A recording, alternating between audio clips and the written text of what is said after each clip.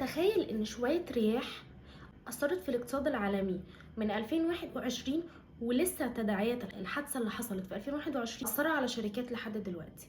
ده اللي حصل لما شاحنة ايفن جرين غرزت في قناة السويس، ووقتها كنا كلنا متابعين الموضوع ده، مش بس هنا في مصر ولكن العالم كله كان أنظاره على قناة السويس.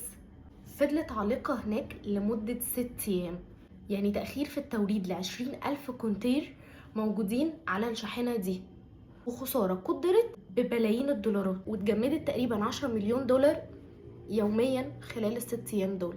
مش بس عشان ال20,000 كونتير اللي موجودين في ايفن جرين، ما هي معطلة بقى وراها شحنات تانية.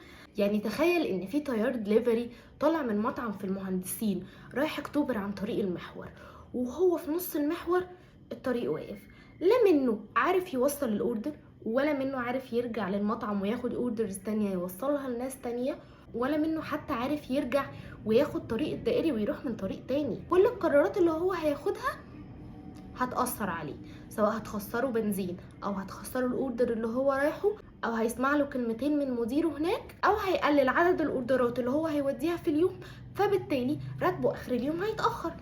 خسرانة خسرانة. ولكن من حسن الحظ ان اغلب البضائع اللي كانت في الشاحنة دي هي بضائع غير قابلة للتلف، زي العجل وشوية اساس كده لشركة ايكيا، حاجات لو فضلت قاعدة سنين مش هتبوظ، بس بتعطل وبتخسر. كل ده حصل بسبب شوية رياح شديدة خلت السفينة تغير اتجاهها، وبدل ما هي ماشية كده تتعوج.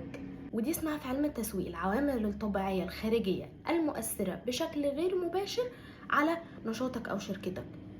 خارجية علشان بره شركتك، غير مباشرة عشان أكيد حبة الرياح ما كانوش قاصدين يرازوا صاحب السوبر ماركت اللي ليه توريدات متأخرة.